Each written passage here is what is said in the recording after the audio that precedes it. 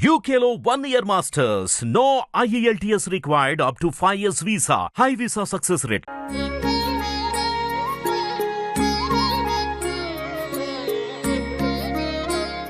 సూర్యాయ గురవే నమః. ఈరోజు సనాతన ధర్మం గురించి తండ్రి సూర్యభగవానుడు నాకే తెలియజేశారో నిర్మోహమాటంగా నిష్పక్షపాతంగా ప్రపంచమంతటికీ ఏకీకృతంగా ఉండే ఆ ధర్మాన్ని నేను అందరి ముందు ఆవిష్కరించబోతున్నాను.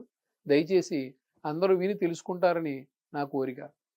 సనాతన ధర్మం అని తండ్రిని అడిగినప్పుడు ఆయన నాకు తెలియజేసింది ఏంటంటే, సనాతన అంటే ఎప్పటి నుంచో ఉన్నది అని. ఎప్పటి నుంచో ఉన్నది అని.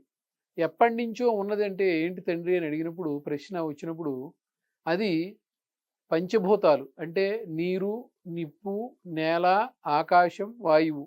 ఈ 5 ఎప్పుడైతే మనిషికి తెలివిలోకి వచ్చాయో, అంటే ఎప్పుడైతే అవి ప్రారంభమయ్యాయో అప్పుడు మొదలైంది ధర్మం అనేది మొదలైంది. అప్పుడు మొదలైందే సనాతన ధర్మం. ఎలా దీన్ని తెలియజేస్తారు తండ్రి అని అడిగినప్పుడు, తొలిగా మానవుడు ఉద్భవించినప్పుడు ఆయన ఏం చేశారంటే ప్రయాణం చేయడం మొదలుపెట్టాడు కాలంలో.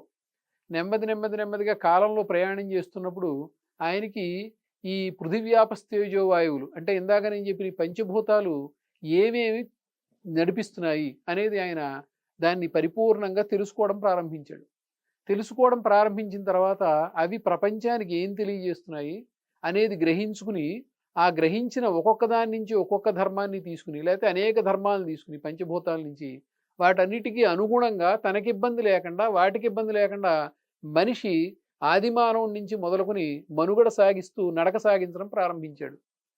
అలా ప్రారంభించి నడుస్తున్నటువంటి తర్వాత నెమ్మదిగా సమాజం, జనపదాలు, తర్వాత సమాజం ఇవన్నీ ఏర్పడ్డాయి.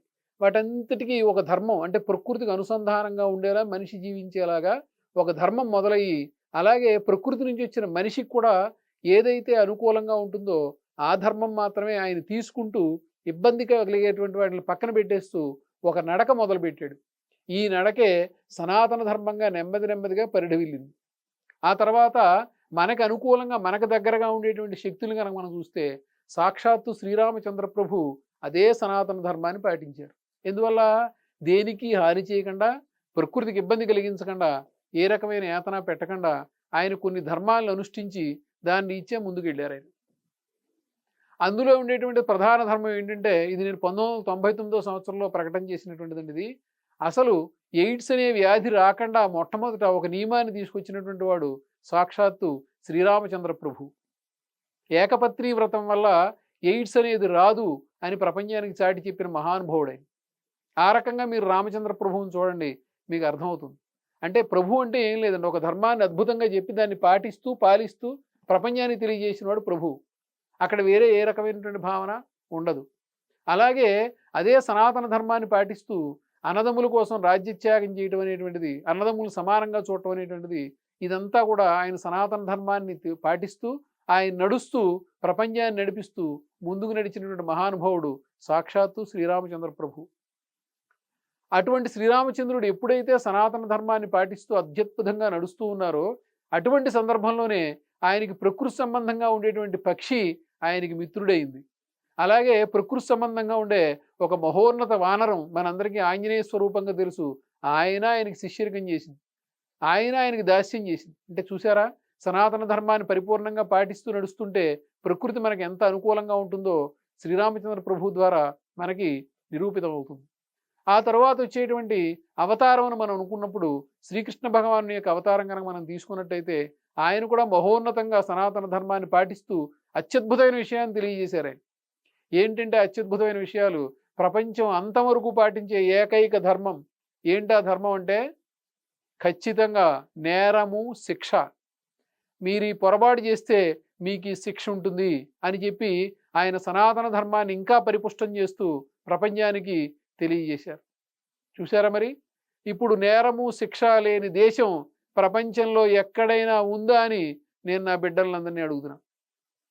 ప్రపంచంలో ఎక్కడైనా నేరము శిక్ష అంటే పోలీస్ స్టేషను, కోర్టు లేనిది ప్రపంచంలో ఎక్కడైనా ఉందా? ఎక్కడా ప్రపంచంలో లేదు.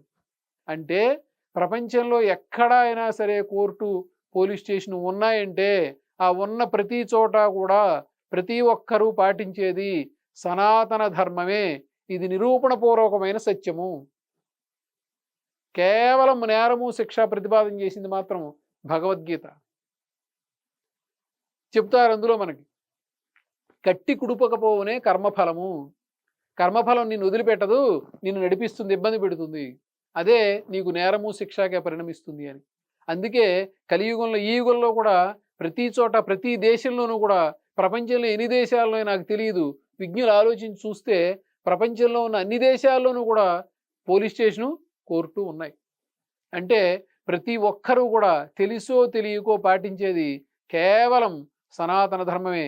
ఇంకా బలంగా చెప్పాలంటే శ్రీకృష్ణ సంబంధమైనటువంటి ధర్మాన్నే ప్రపంచానికి అంతా కూడా పాటిస్తూ ఉంది. ఇంత గొప్ప సనాతన ధర్మం ఎంత గొప్పగా పరిఢవిల్లాలి. ఎందుకంటే ప్రకృతికి అనుసంధానంగా ఉండేటువంటి స్నేహ వాతావరణం, ప్రకృతితో ఉండేటువంటి గొప్ప లక్షణం సనాతన ధర్మంలో ఉంది. ఒక స్థాయిలో తప్పు చేస్తే మనిషిని క్షమించమంటుంది, స్థాయి దాటి తప్పు చేస్తే శిక్షించమంటుంది. అంటే వ్యక్తి గురించి చెప్పాను అనుకోకూడదండి మీరు, ప్రకృతి గురించి చెప్పాను. ప్రకృతిని వినాశనం కనుక మనం చేసుకుంటే చిట్ట చివరికి మనం దాంట్లోనే నాశనం అయిపోతాం. ఇప్పుడు మనం చాలా చివరి అంచుకు వచ్చేస్తున్నాం ప్రకృతి సంబంధంగా. అంటే ఎన్నో పొరపాట్లు మానవుడు చేస్తూ వస్తున్నాడు అన్ని చోట్ల కూడా. నేను మానవ జాతికే ఇది నేను తెలియజేస్తున్నా. అన్ని చోట్ల మన వల్ల ప్రమాదం, పొరపాటు జరుగుతోంది, జంతుహింస జరుగుతోంది, అడవి జంతువుల్ని వేటాడడం జరుగుతోంది. దానివల్ల ఏమవుతుంది, ప్రకృతిలో సమతౌల్యత లోపిస్తోంది. ఈ ప్రకృతిలో సమతౌల్యత దేనివల్ల లోపిస్తుందంటే, అంతర్గత ప్రకృతిలో సమతౌల్యత లోపిస్తే బాహ్య ప్రకృతిలో మానవుడు దాన్ని చూపించడం జరుగుతుంది. ఇప్పుడు చూడండి, రామచంద్ర ప్రభువు చాటిన సిద్ధాంత ప్రకారంగా ఏకపత్ని వ్రతం, భార్యని ఏ పరిస్థితుల్లోనూ కూడా దగ్గరగా ఉండాలి, భార్యకి అనుకూలంగా ఉండాలి అనే బలమైన భావాన్ని తెలియజేసినప్పుడు భారతదేశంలో విడాకులు అనేవి ఉండవు, ప్రపంచంలో విడాకులు ఉండవు. దీన్ని అర్థం చేసుకుంటే ప్రకృతి మనిషి దగ్గరగా ఉండాలి తప్ప ప్రకృతి మనిషి దూరంగా ఉండకూడదు అనేటువంటిది. అందుకే భగవద్గీతలో శ్రీకృష్ణ భగవానుడు అంటారు, నేను భగవద్గీత అంతా చదవలేదండి, మళ్ళీ చెప్తున్నాను, నాకు తెలియదు, నేను పండితుణ్ణి కాదు, మరలా మీ ముందు నేను సత్యావిష్కరణ చేస్తున్నా, నేను పండితుణ్ణి కాదు, తండ్రి తెలియజేసిందే నేను మీకు తెలియజేస్తున్నా. శ్రీకృష్ణ పరమాత్మ భగవద్గీతలో చెబుతారు, ఏమని చెప్తారంటే, ఈ ప్రపంచం అంతటికి ప్రకృతి తల్లి వంటిది, నేను తండ్రి వంటి వాడిని. అంటే ప్రకృతి పురుషుడు విడదీయరానటువంటి సంబంధం కలిగి ఉన్నారు. అంటే ప్రకృతి పురుషుడు మమేకమై జీవించాలి. అలాగే ఒక ప్రకృతి ఒక పురుషుడు కలిసి జీవించాలి అని చెప్పి మనకి రామ సిద్ధాంతం, రాముడు మనకి చాటారు, శ్రీరామచంద్ర ప్రభు మనకి చాటారు. శ్రీకృష్ణ భగవానుడు ఏం చేశారు, మనకి దాన్నే జ్ఞాన మార్గంలోకి మార్చి అనేక విధానాల్లో సనాతన ధర్మంలో నేరము శిక్ష ఉంటుందని ఆయన కర్మరీత్యా ఆయన చేస్తూ జ్ఞానం రీత్యా ప్రపంచానికి భగవద్గీతను ఇచ్చారు. అందుకే తెలియజేస్తున్నా నేను, కలియుగానికి చాలా దగ్గరగా మసిలిన మహోన్నతమైన శక్తి శ్రీకృష్ణ శక్తి. ఆ శక్తి ఏం చాటిందంటే, కర్మ నేనే, జ్ఞానము నేనే. కర్మరీత్యా భారత యుద్ధం, జ్ఞానం రీత్యా భగవద్గీత ప్రబోధం. అందుకే ఆయన కృష్ణం వందే జగద్గురు అయ్యాడు. కొంతమంది వచ్చి నన్ను అడిగారు, శ్రీకృష్ణ భగవానుని మీరు ఆరాధన చేస్తాం, శ్రీరాముడిని ఆరాధన చేస్తాం అని అన్నారు, నాతో చెప్పారు. చెప్పినప్పుడు నేను చెప్పాను, నాన్న వాళ్ళిద్దరూ ఎవరిని ఆరాధించేవారో తెలుసా మీకు? శ్రీకృష్ణ భగవానుడు ఎవరిని ఆరాధించారు, శ్రీరామచంద్రుడు ఎవరిని ఆరాధించారో తెలుసా మీకు? సాక్షాత్తు సూర్య భగవాను ఆరాధన చేసేవారు. అంటే వాళ్ళ చేత కూడా నమస్కారం చేయించుకున్నటువంటి మహానుభావుడు సాక్షాత్తు సూర్య భగవానుడు. సైన్స్ ప్రకారంగా ఇంకా మనం చూసే సూర్య భగవానుడు 500 కోట్ల సంవత్సరాలు ఆయుర్దాయం కలిగి ఉన్నారాయన. ఈ ప్రపంచంలో అన్నిటికంటే గొప్పది ఆయుర్భాగ్యం, ఆయుష్య అన్నిటికంటే చాలా గొప్పది. అందువల్ల అంతటి ఆయుష్ పొందినటువంటి మహానుభావుడు ఆయన ఆరాధన చేయడం ద్వారా ఆయుష్ వస్తుంది. ఆయుష్ ద్వారా మనం మంచి పనులు చేయొచ్చు. ఎక్కువ కాలం జీవించుంటే ఉత్తమ మార్గంలో ఉన్నవాడు ఎక్కువ మంచి పనులు చేయడానికి అవకాశం ఉంటుంది. అలాగే ఇక్కడ కూడా వారు క్రమం తప్పకుండా శ్రీరామచంద్రుడు కానీ శ్రీకృష్ణ భగవానుడు కానీ ఖచ్చితంగా సూర్య భగవాను ఆరాధన చేశారు. సూర్య భగవాను ఆరాధన చేయడం అంటే ప్రకృతిని ఆరాధించడమే. అందువల్ల సనాతన ధర్మం అంటే మీకు ఇప్పుడు అర్థమైంది కదా, ఎక్కడ మొదలైంది అది, దానికి అంతం ఉంటుందా? ఉండనే ఉండదు. ఆఖరి ఊపిరి తీసుకునే మనిషి అంతవరకు దానికి అంతం ఉండదు. ఎందువల్లంటే ఏ ఒక్క వ్యక్తి అయినా సరే ప్రకృతికి ప్రమాదం వస్తున్నప్పుడు వాడు వెనక్కి తగ్గాల్సిందే. ఇదే సనాతన ధర్మం చాటుతుంది. సనాతన ధర్మం నుంచి ఒక జీవనది ఉంది, గంగా నది ఉంది, లేకపోతే గోదావరి నది ఉంది. ఆ నది నుంచి అనేక కాలవల రూపంలో అనేకమైనటువంటివి బయటకు వస్తాయి. ఇవన్నీ కలిపి మళ్ళీ ఎక్కడ కలుస్తాయి? సాగరంలో కలుస్తాయి. అంటే సముద్రంలో కలిసిపోతాయి. కానీ గోదావరిని మాత్రం, నది మాత్రం అలాగే ఉంటుంది. సనాతన ధర్మం అనేది అంత గొప్పది. జీవనదిలాగే నడుస్తూనే ఉంటుంది. ఇది ఏ ఒక్కరికో సంబంధించిన ధర్మం కాదు. యావత్ ప్రపంచం ఆచరించాల్సిన ధర్మం, ఆచరిస్తూ ఉన్న ధర్మం. ఎందుకంటే నేరము శిక్ష ప్రపంచమంతా ఉంది. ఇది అందులో ఉండే గొప్పతనం. దయచేసి ప్రపంచవ్యాప్తంగా ఉన్న బిడ్డలందరూ దీన్ని సహృదయంతో అర్థం చేసుకుని ముందుగడిగేసి వాళ్ళ జీవితాల్లో ఆనందాన్ని నింపుకుని వచ్చే భావితరాలకు కూడా అద్భుతమైన విధానాల్ని, చక్కటి ప్రకృతిని అందిస్తారని నేను ఆశిస్తూ, కోరుకుంటూ మీ అందరికీ కూడా కృతజ్ఞతాపూర్వకంగా తండ్రి యొక్క ఆశీస్సులు మీకు అందాలని నేను కోరుకుంటూ సెలవు తీసుకుంటాను. స్వస్తి. సర్వే జనా సుఖినో భవంతు. సదా సుఖీ భవ.